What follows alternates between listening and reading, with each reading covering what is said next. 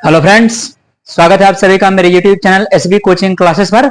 और जैसा कि मैंने आपको अपने पिछले वीडियो में धातुएं क्या होती हैं उनकी परिभाषा बता दी थी, धातुओं के भौतिक गुण या उनके लक्षण क्या क्या होते हैं, कौन कौन से गुण धातुओं के अंदर पाए जाते हैं, इसका डिस्कशन भी मैंने आपसे अपने पिछले वीडियो में कर लिया था। तो अगर आपने उस वीडियो को नहीं देखा है तो एक बार उस वीडियो को देख लीजिएगा।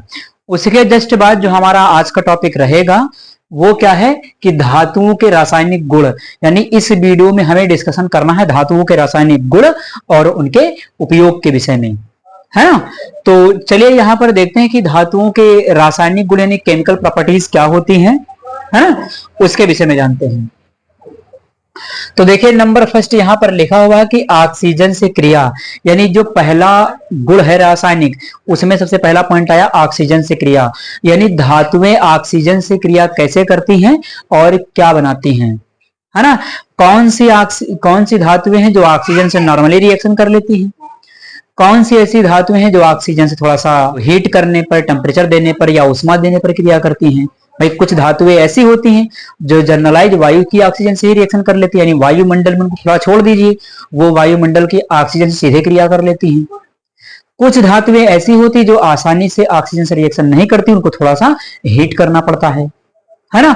तो इसमें क्या है कि जैसे सोडियम है आपका, है ना, सोडियम पोटेशियम। तो सोडियम और पोटेशियम जैसी जो धातुएं हैं वो तुरंत उनको वायु में खुला छोड़ दीजिए, वो तुरंत क्या करेंगे कि वायु की ऑक्सीजन से रिएक्शन डायरेक्ट कर लेती हैं, है ना। तो आप इसमें लिखेंगे क्या कि धातुएं ऑक्सीजन से क्रिया करके, और कौन सी धातुएं, तो क्षार धातुएं, मेनली क्षार धातुएं जैसे सोडियम है, पोटेशियम है, इस तरीके की धातुएं, है ना। तो जो क्षार धातुएं होती सोडियम पोटेशियम, वो वायु की ऑक्सीजन से क्रिया करके या ऑक्सीजन से क्रिया करके धातु ऑक्साइड बनाती हैं, है ना। और ये सामान्य ताप पर ही, यानी कमरे के टेम्परेचर पर नॉर्मली ही रिएक्शन कर लेंगी, इनको कुछ करने की जरूरत नहीं है ना। तो सोडियम और पोटेशियम, इसीलिए देखिए सोडियम को क्या है, सोडियम को रखा जाता है मिट्टी के तेल के अंदर, है कि नहीं, क्योंकि सोडियम इतनी क्रियाशील धातु होती है जो क्या होता है कि वो वाटर से भी रिएक्शन कर लेता है ना। तो सोडियम बहुत ही सक्रिय धातु है जो जल से रिएक्शन कर लेता है और उसमें भी वो जलने लगता है, बर्न होने लगता है ना। तो इसलिए सोडियम को मिट्टी के तेल में रखा जाता है। तो सोडियम अगर ऑक्सीजन से क्रिया करेगा तो सोडियम ऑक्साइड बनाएगा, पोटेशियम अगर ऑक्सीजन से क्रिया करेगा तो पोटेशियम ऑक्साइड बनाएगा, है ना। चलिए मैं आपको रिएक्शन बता देता हूं। जैसे आपने ले लिया सोडियम लिया, अब ये क्या है कि कमरे के तापमान पर ही ऑक्सीजन से रिएक्शन कर लेगा, यानी Na और प्लस क्या है O2, है ना। Na प्लस O2 तो बन जाएगा NaO। तो यहां पर देखिए क्या है कि दो सोडियम है, बैलेंस करने के लिए लेना पड़ा, दो सोडियम और दो ऑक्सीजन मिलकर के सोडियम ऑक्साइड बन जाएगा, है ना। और ये जो रिएक्शन है वो नॉर्मल टेम्परेचर पर हो जाएगी, कमरे के तापमान 25 डिग्री सेंटीग्रेड पर, है ना। ये सोडियम रिएक्शन कर लेगा। इसके अलावा जैसे पोटेशियम है आपका, है ना, के, तो उसके रिएक्शन में लिख सकते हैं कि पोटेशियम के प्लस O2, है ना, तो KO2 बन जाएगा। तो इस प्रकार से सोडियम ऑक्साइड पोटेशियम ऑक्साइड बन जाएगा। यहां पर आपको यह ध्यान रखना कि जो क्षारीय मृदा धातुएं होती हैं, और क्षारीय मृदा धातुएं कौन कौन सी होती है, जैसे आपका सेकंड वर्ग के तत्व जैसे आपका मैग्नीशियम है ना, बेरियम है, मैग्नीशियम है, कैल्शियम है, ये सब। तो ये ऑक्सीजन से रिएक्शन करेंगे लेकिन इतनी आसानी से रिएक्शन नहीं करते हैं। जैसे मैग्नीशियम है, मैग्नीशियम एक क्षारीय मृदा धातु है ना। देखिए जैसे मैग्नीशियम है, मैग्नीशियम की ऑक्सीजन से अगर रिएक्शन करवा दीजिए तो ये इतनी जल्दी रिएक्शन नहीं करेगा। मैग्नीशियम की अगर ऑक्सीजन से रिएक्शन कराना है तो आपको थोड़ा सा टेम्परेचर देना पड़ेगा, उसको हीट करना पड़ेगा, गर्म करना पड़ेगा, है ना। तो ये जो रिएक्शन होती है वो हल्का सा गर्म करने पर होती है, हल्का सा तापमान देने पर। देखिए magnesium plus oxygen magnesium oxide बनेगा, MgO, यानी ये मैग्नीशियम ऑक्साइड बन गया। अब ये बैलेंस नहीं, ऑक्सीजन कितना है 2, तो बैलेंस करने के लिए यहां पर क्या करना पड़ेगा, 2 लगाना पड़ेगा। तो यहां पर 2 मैंने लगा दिया, तो जैसे यहां 2 लगाया तो मैग्नीशियम कितना हो गया 2, तो उसको बैलेंस करने के लिए यहां भी आप 2 लगाइए, ये बन गया। तो ये धातुएं आसानी से क्या है कि रिएक्शन कर लेती हैं, है ना। इसके अलावा देखिए और भी मैं आपको बता देता हूं, जैसे देखिए सोडियम और पोटेशियम, सोडियम पोटेशियम आपकी क्षार धातुएं हैं, है ना। मैग्नीशियम है आपका, और ले सकते कैल्शियम है, तो कैल्शियम भी यही है, सी यानी सी होता कैल्शियम का, Ca+O2, तो CaO बन जाएगा कैल्शियम ऑक्साइड, है ना। इसी प्रकार से कुछ डी ब्लॉक के तत्व होते हैं, जैसे आपका कॉपर है ना, तो Cu+O2, तो CuO बन जाएगा क्यूप्रस ऑक्साइड, है ना। तो बहुत सारे एग्जांपल आप लिख सकते हैं कि जो आपकी धातु देखिए ये है C+O2, ये बना देगी CuO, तो ये है आपका क्यूप्रस ऑक्साइड, है ना। ये कॉपर है, ये ऑक्सीजन है, और ये क्यूप्रस ऑक्साइड, ये भी रिएक्शन क्या है आपकी आसानी से हो जाएगी। अब इसको बैलेंस नहीं, बैलेंस कर लीजिएगा, यहां पर ऑक्सीजन कितना 2 है, तो यहां पर 2 लगा लेंगे, और जब यहां पर 2 लगाएंगे तो यहां पर 2 आ जाएगा, है कि नहीं। 2Cu+O2 2CuO बन जाएगा, है ना। इस प्रकार से धातुओं की ऑक्सीजन के साथ रिएक्शन होती है। अगर आता है एग्जाम में तो इन तीनों में से कोई एक एग्जाम्पल लिख सकते हैं, या स्पेशल कंडीशन देकर के आपसे पूछा जाए, है ना, कि क्षारीय मृदा धातु की रिएक्शन लिखिए, या मैग्नीशियम का नाम ले लिया जाए तब आपको यही लिखना होगा, जब सोडियम का नाम ले लिया जाए तब यही लिखना होगा, लेकिन नाम स्पेशल लेकर के नहीं पूछा गया कभी भी। धातुओं की ऑक्सीजन से रिएक्शन लिखिए, ऑक्सीजन से अभिक्रिया लिखिए, तो कोई भी एक अभिक्रिया लिख सकते हैं आप, सोडियम से है, मैग्नीशियम से है, कॉपर से है, और आपने अपने मन से भी लिख सकते हैं, पोटेशियम की ऑक्सीजन से करवा दीजिए, कैल्शियम की ऑक्सीजन से करवा दीजिए, कैल्शियम ऑक्साइड बन जाएगा, है कि नहीं। तो ये हो जाएगा, तो आप इसका स्क्रीनशॉट ले लीजिए ऑक्सीजन से क्रिया, फिर मैं उसके अगले ग्रुप पर आपसे डिस्कशन करता हूं।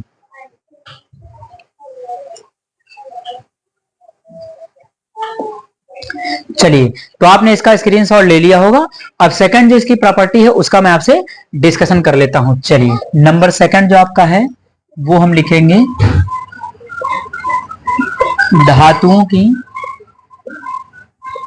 जल से क्रिया, है ना, धातुओं की जल से क्रिया, है ना, धातुओं की जल से क्रिया। अब देखिए धातुओं की जल से क्रिया, देखिए धातुएं जो है जल से क्रिया करके, यानी धातुएं जो हैं वो वाटर से रिएक्शन करके धातु ऑक्साइड बनाती हैं और हाइड्रोजन गैस मुक्त करती हैं।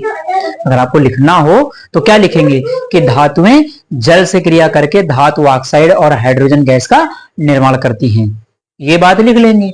अब अलग अलग धातुओं में थोड़ा सा केस कुछ धातुओं में बदल जाता है ना। जैसे मैंने देखे यहां पर ले लेते हैं हम कोई भी धातु, जो भी आपको समझ में आया आप उसको ले सकते हैं।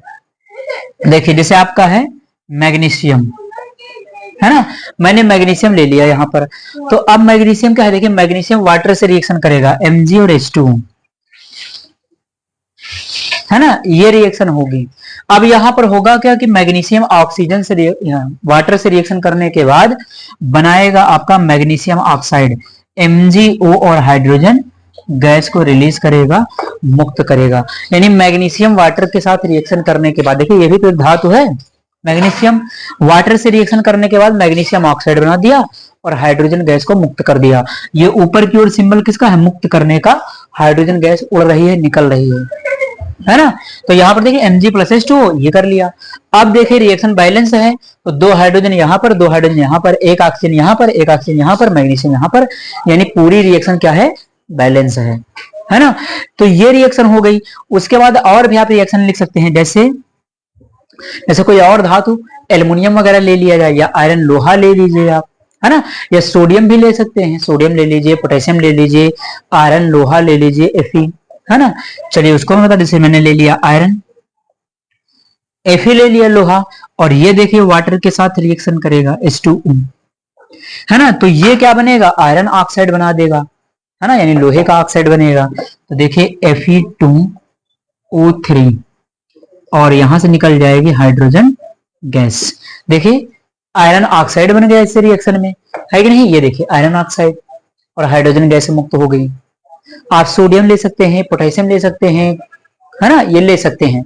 चलिए, तो यहां पर देखिए अगर ये बैलेंस ना हो तो उसको बैलेंस कर सकते हैं। यहाँ आयरन कितना है, 2 है, तो यहाँ कितना लगा ले, 2 लगा लिया, आयरन बैलेंस हो गया। ऑक्सीजन देखिए, ऑक्सीजन यहाँ पर 3 है और यहाँ पर ऑक्सीजन कितना है, 1 है, तो आप यहाँ पर क्या करिए, यहाँ पर कर लीजिए 3, तो 3 ऑक्सीजन यहाँ पर हो गया, और यहाँ पर देखिए 3 ऑक्सीजन यहाँ, 3 ऑक्सीजन यहाँ, ऑक्सीजन बैलेंस हो गया। हाइड्रोजन को देख लीजिए, हाइड्रोजन यहाँ कितना है, 3 दूनी 6, तो यहाँ पर हाइड्रोजन कितना है, 2, तो यहाँ पर भी क्या लगाना पड़ेगा, 3, तो ये बैलेंस करने के लिए लगा लिया, है कि नहीं। तो इस प्रकार से इसकी रिएक्शन हो जाएगी इसके साथ, है ना, ये रिएक्शन इस प्रकार से हो जाएगी। उसके बाद देखिए एक इसका अपवाद है, वो याद रखिएगा, है ना। एक्सेप्शन ही तो आपसे एग्जाम में अक्सर पूछ लिया जाता है। कौन सा अपवाद है? तो कैल्शियम अपवाद है ना। कैल्शियम एक ऐसी धातु है जो आसानी से वाटर में डिजॉल्व हो जाती है, जल के अंदर डिजॉल्व हो जाती है। और जो धातु पानी के अंदर डिजॉल्व हो जाएगी, घुल जाएगी, वो क्या करेगी फिर? वो ऑक्साइड का निर्माण नहीं करेगी, वो हाइड्रोक्साइड का निर्माण करती है ना। चलिए, तो यहां पर देखिएगा एक एक्सेप्शन टाइप में है आपका कैल्शियम। देखिए कैल्शियम की, ये कैल्शियम है, कैल्शियम की रिएक्शन याद रखिएगा। कैल्शियम वाटर से रिएक्शन करने के बाद कैल्शियम ऑक्साइड नहीं बनाती, बल्कि कैल्शियम हाइड्रोक्साइड बनाती है। एक्सेप्शन है, अपवाद है, मोस्ट इंपॉर्टेंट है, याद रखिएगा कि कैल्शियम की जल से रिएक्शन होने पर कैल्शियम ऑक्साइड नहीं बनता, बल्कि कैल्शियम हाइड्रोक्साइड बनता है। ये ध्यान रखिएगा, ठीक। तो Ca+H2O, तो देखिए यहां पर बन जाएगा कैल्शियम हाइड्रोक्साइड, और बाकी क्या है आपकी हाइड्रोजन गैस निकलेगी। ये है, यानी कैल्शियम धातु एकमात्र ऐसी धातु है जो जल के साथ रिएक्शन करने पर, है ना, कैल्शियम हाइड्रोक्साइड बनाती है। यानी बाकी धातु ऑक्साइड बनाती हैं, लेकिन कैल्शियम धातु वाटर के साथ रिएक्शन करने पर धातु हाइड्रोक्साइड बनाती है, यानी कैल्शियम हाइड्रोक्साइड, है ना। तो ये रिएक्शन एक्सेप्शन है, यहां पर मैंने स्टार बनाया है। ये रिएक्शन अलग है थोड़ा सा, इसको आप खास कर याद रखिए। मान लिया कोई पूछ ले आपसे एग्जाम में, प्रैक्टिकल वगैरह में पूछ ले, है ना, कि कैल्शियम की वाटर के साथ रिएक्शन होगी तो क्या बनेगा, तो आपने तो रट लिया कि धातु की जल से क्रिया होगी, धातु ऑक्साइड बनेगा। लेकिन अपवाद वाला आपसे पूछ लिया जाए कि कैल्शियम की जल से रिएक्शन होगी तो क्या बनेगा, तो वहां पर आप गलत कर जाएंगे, है कि नहीं। तो वहां पर ध्यान रखना कि कैल्शियम हाइड्रोक्साइड बनेगा और H2 बनेगा, हाइड्रोजन गैस निकालेगा, ठीक। तो ये अपवाद है, इसको याद रखिएगा। अब देखिए ये बैलेंस है या नहीं, तो 2 ऑक्सीजन, 2 हाइड्रोजन यहां, 2 हाइड्रोजन यहां, 4 हाइड्रोजन है, तो यहां पर हमें क्या करना होगा, 2 लगाना होगा। 2 दूनी 4, 2 ऑक्सीजन यहां, 2 ऑक्सीजन यहां, रिएक्शन पूरी क्या है, बैलेंस है ना। तो ये हो जाती है आपकी वाटर के साथ रिएक्शन। आप इसका स्क्रीनशॉट ले लीजिए, फिर मैं अगले रासायनिक गुण का आपसे डिस्कशन करता हूं।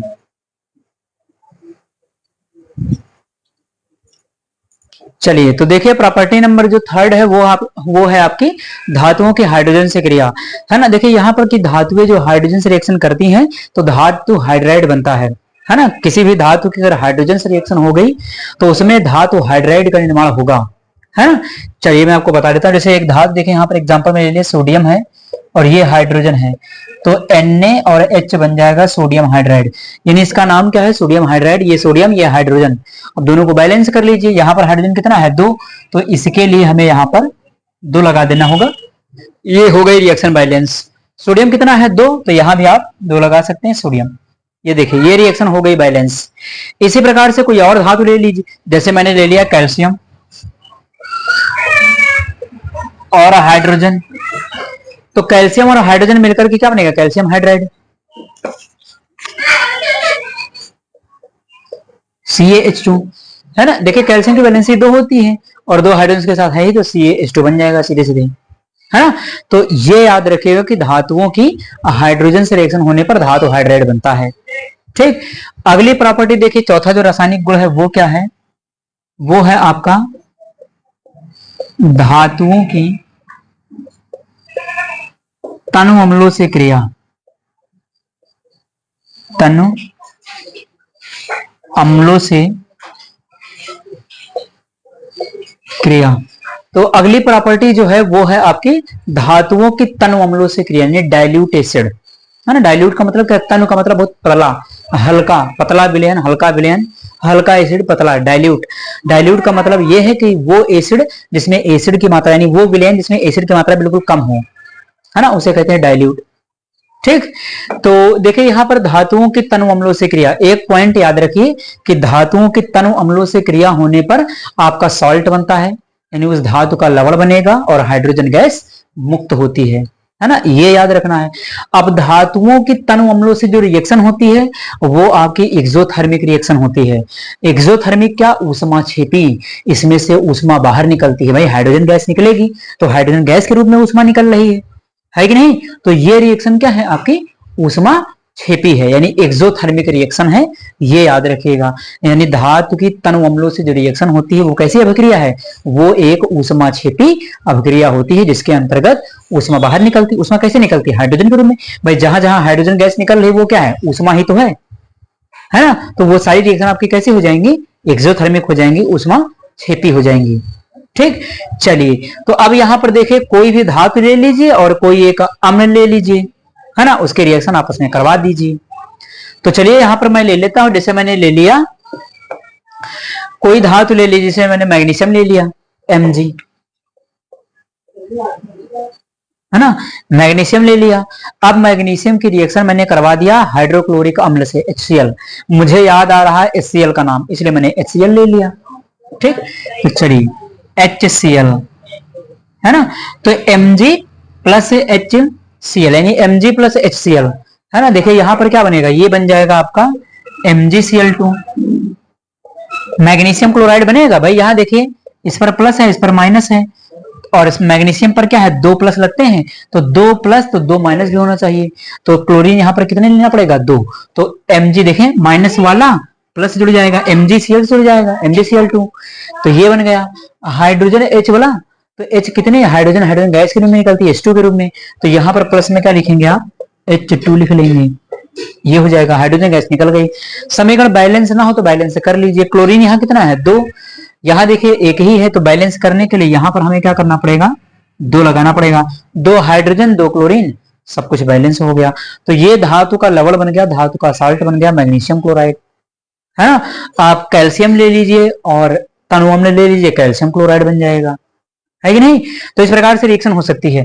तो ये आपका है क्लोराइड साल्ट। आप कोई सल्फेट ले लीजिए, जैसे कोई सल्फेट मैं ले लेता हूं यहां पर, तो सोडियम धातु की यहां पर रिएक्शन, मुझे याद नाम आ रहा है सल्फ्यूरिक अम्ल का H2SO4 का, तो सोडियम की सल्फ्यूरिक अम्ल से रिएक्शन हो गई तो सोडियम सल्फेट बन जाएगा Na2SO4, और ये आपके हाइड्रोजन गैस मुक्त हो जाएगी। तो ये सोडियम सल्फेट बन गया, हाइड्रोजन गैस मुक्त, यानी सोडियम की सल्फ्यूरिक अम्ल। और ये सब कैसे हैं, तो ये याद रखिएगा, यहां पर लिखा क्या है, ये सब डाइल्यूट हैं, तनु है, ये भी तनु है, तनु अम्लों से रिएक्शन हो रही, ये याद रखिएगा। अभी यहाँ कंसंट्रेटेड की बात नहीं आई है। तो यहाँ पर देखिए रिएक्शन को क्या है, बैलेंस कर लेते हैं। तो बैलेंस करने के लिए सोडियम यहाँ पर 2 है, तो यहाँ पर 2 लगा दीजिए। बाकी आपका हाइड्रोजन 2 सल्फर 1 ऑक्सीजन 4, ये सब बाकी सब बैलेंस है ना। तो ये हो गए आपके हाइड्रोक्लोरिक अम्ल, ये हो गया आपका सल्फ्यूरिक अम्ल। देखिए एक और अम्ल आपका होता है नाइट्रिक अम्ल HNO3, है ना, इसका नाम जरा याद रखिएगा HNO3, है ना। देखिए अभी एक छोटा सा पॉइंट यहाँ पर नोट का चाहे कर लीजिएगा, मैं बता देता हूं आपको। देखिए जो नाइट्रिक अम्ल है वो धातुओं से रिएक्शन नहीं करता है, जनरली जो नाइट्रिक अम्ल है वो धातुओं से रिएक्शन नहीं करता है ना। लेकिन अपवाद स्वरूप एक्सेप्शन से वो मैग्नीशियम और मैंगनीज 2 ऐसी धातुएं हैं जो नाइट्रिक अम्ल से रिएक्शन कर लेती हैं। तो केवल अपवाद है, याद रखिएगा कि मैग्नीशियम और मैंगनीज 2 ऐसी धातुएं हैं जो क्या करती हैं कि नाइट्रिक अम्ल से रिएक्शन कर लेती है, या नाइट्रिक अम्ल इनसे रिएक्शन कर लेता है ना। बाकी और कोई भी धातु नाइट्रिक अम्ल से आपकी रिएक्शन नहीं करती है। ये भी तनु अम्ल ही है। तनु अम्ल, इसकी मात्रा क्वांटिटी कौन सी ली जाएगी, तनु। भाई डाइल्यूट से करवा रहे हैं तो डाइल्यूट से करवाएंगे। तो अगर डाइल्यूट HNO3 ले लिया और कोई भी धातु उस तरीके की ले लिया तो वो रिएक्शन नहीं करेगी। अगर मैंने मैग्नीशियम या मैंगनीज को लिया है तब वो रिएक्शन हो जाएगी, है ना। अच्छा ये होता क्यों नहीं है, क्योंकि नाइट्रिक अम्ल क्या है, एक प्रबल ऑक्सीकारक होता है। यह हाइड्रोजन गैस को वाटर में कन्वर्ट कर देता है, यानी जो हाइड्रोजन गैस बनती है उसको जल में ऑक्सीकृत कर देता है, जल में बदल देता है ना, अन्य किसी धातु के साथ। जबकि मैग्नीशियम और मैंगनीज वो इसके साथ रिएक्शन करके धातु नाइट्रेट बना लेते हैं। तो अपवाद स्वरूप मैं आपको इनका भी एग्जांपल बता देता हूं। तो देखिएगा मैं स्टार लगा करके यहां पर लिख देता हूं, ये एक्सेप्शन है स्टार का मतलब। ठीक, जैसे आपका मैग्नीशियम हो गया और ले लिया यहां पर HNO3, अब ये रिएक्शन कर लेगा तो मैग्नीशियम नाइट्रेट बनेगा, है ना, MgNO3 का होल ट्वाइस, और हाइड्रोजन गैस आपकी क्या होगी, मुक्त हो जाएगी। ये है, तो ये याद रखिएगा कि मैग्नीशियम जो है आपका HNO3 किसी के साथ रिएक्शन नहीं करता, लेकिन मैग्नीशियम और मैंगनीज दो एकमात्र ऐसी धातुएं हैं जो नाइट्रिक अम्ल से रिएक्शन कर लेती हैं, या जिनसे नाइट्रिक अम्ल भी रिएक्शन कर लेता है। लेकिन इनकी क्वांटिटी क्या होगी, बहुत डाइल्यूट होगी, तन होगी, तब इसमें भी थोड़ा बहुत कंडीशन लगाई जाती है ना। तो मैग्नीशियम की नाइट्रिक अम्ल से रिएक्शन होने पर ये आपका प्रोडक्ट बन जाता है। अब यहां पर इसको बैलेंस कर लीजिए, देखिए यहां पर ये कितना पूरा 2 है, तो अब यहां पर क्या करिए 2 लगा लीजिए, 2 हाइड्रोजन यहां पर, 2 हाइड्रोजन यहां पर, 2 NO3 देखिए यहां पर है, 2 NO3 यहां पर, मैग्नीशियम तो एक, ये दोनों बैलेंस हो गया, है ना। इसी प्रकार से हम मैंगनीज की रिएक्शन कर सकते हैं, जहां पर मैग्नीशियम लिखा हुआ है वहां पर आप Mn लिख सकते हैं, मैंगनीज, है ना। चलिए मैं उसको भी बता देता हूं, जैसे मैंगनीज है Mn, इसकी रिएक्शन भी हो जाएगी HNO3 से, तो ये भी सेम ऐसे रिएक्शन करेगा, Mn और NO3 का होल ट्वाइस, ये बन जाएगा, और प्लस में हाइड्रोजन गैस, है ना। यहां भी बैलेंस करने के लिए हमें 2 लगाना पड़ेगा। तो ये 2 एक्सेप्शन है, आप इनको अपवाद रखिएगा कि मैग्नीशियम और मैंगनीज 2 एकमात्र ऐसी धातुएं हैं जो नाइट्रिक अम्ल के साथ भी रिएक्शन कर लेते हैं, या नाइट्रिक अम्ल इनके साथ रिएक्शन कर लेता है। ठीक, तो आप इनका स्क्रीनशॉट ले लीजिए, फिर मैं अगले रासायनिक गुण पर आपसे डिस्कशन करता हूं।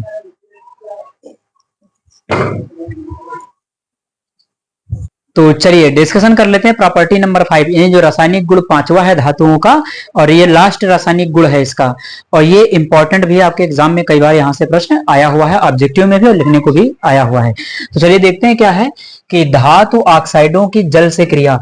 अब देखिए यहाँ पर धातु ऑक्साइड की जल से क्रिया, देखिए धातु ऑक्साइड में कुछ अपवाद भी होते हैं, है ना। आज मैं सारे धातु ऑक्साइड आपको बता दूंगा कि कौन अपवाद है, कौन अम्लीय होता, कौन क्षारीय, कौन उभयधर्मी, कौन कैसा है, सबकी बात बता दूंगा, है ना।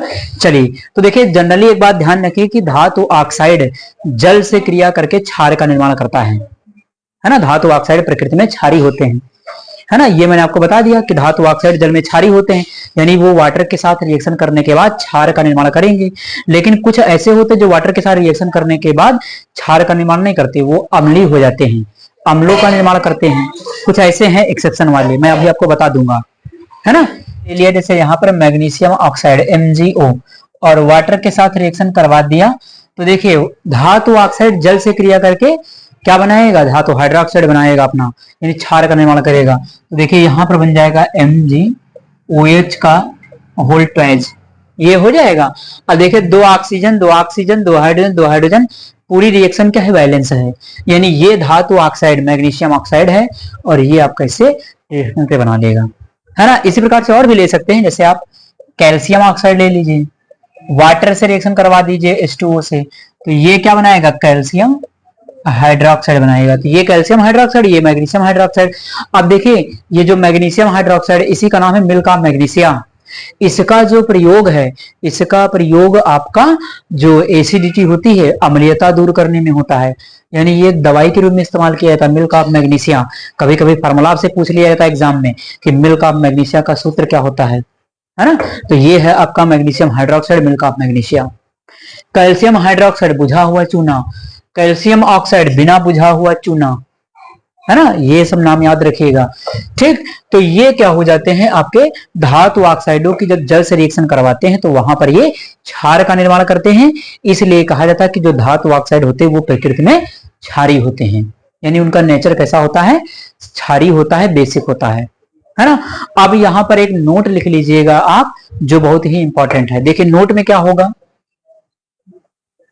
नोट में देख लीजिए यहां पर आपका जो एल्युमिनियम है ना, आपका जो लेड है, और जो आपका देखिए यहां पर 3 धातुएं, एल्युमिनियम है, लेड है, जिंक है, यानी 3 धातुएं, एल्युमिनियम, लेड, Eb और जिंक।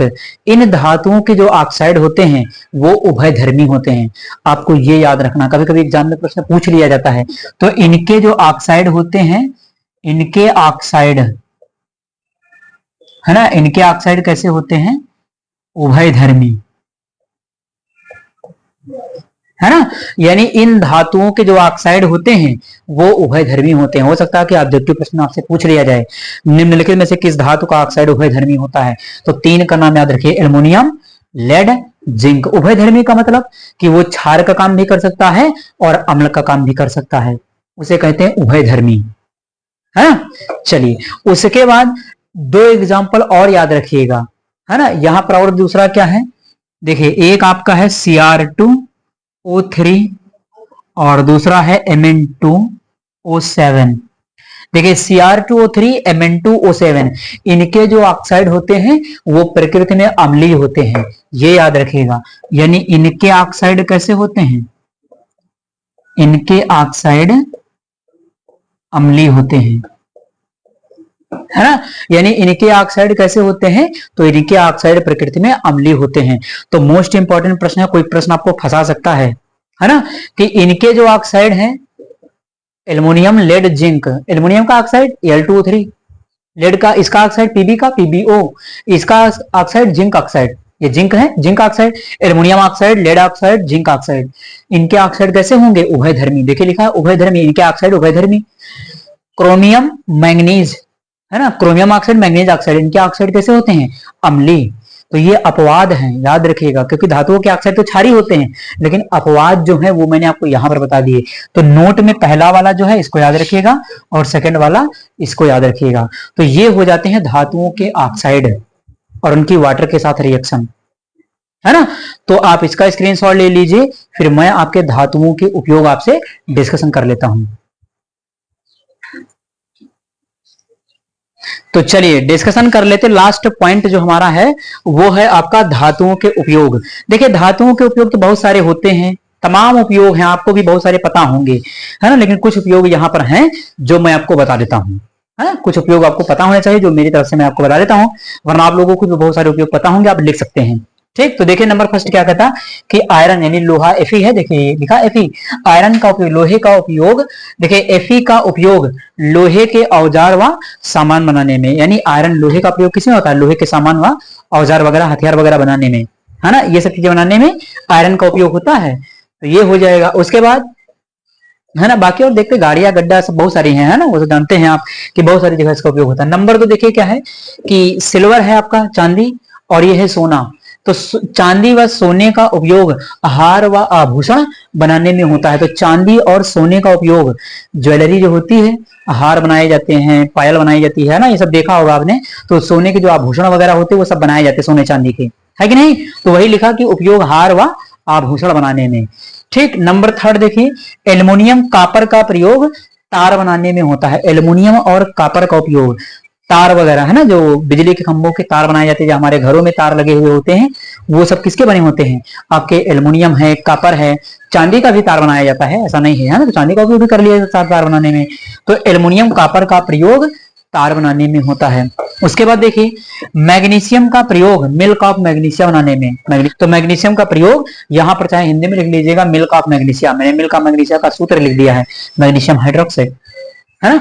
तो मैग्नीशियम का प्रयोग मिल्क ऑफ मैग्नीशिया बनाने में किया जाता है। उसके बाद पीबी यानी लेड, जिंक, कापर का प्रयोग इलेक्ट्रोड बनाने में किया जाता है। ये इलेक्ट्रोड क्या होता है, तो इलेक्ट्रोड की सहायता से हम क्या करते हैं कि जो विद्युत अपघटनीय विलयन होते हैं उनमें क्या है, विद्युत धारा प्रवाहित करने का काम करते हैं, है ना। इलेक्ट्रोडों के द्वारा विद्युत धारा को प्रवाहित करने का काम किया जाता है ना। इसका डिटेल लेक्चर आपको इंटर क्लास में जब आएंगे तो आपको मिल जाएगा वहां पर। यहाँ पर केवल आपको ध्यान रखना है कि जो आपका पीबी है, जिंक है, कापर है ना, इसके जैसी जो धातुएं होती हैं या इनका ही प्रयोग इलेक्ट्रोड के निर्माण में होता है ना।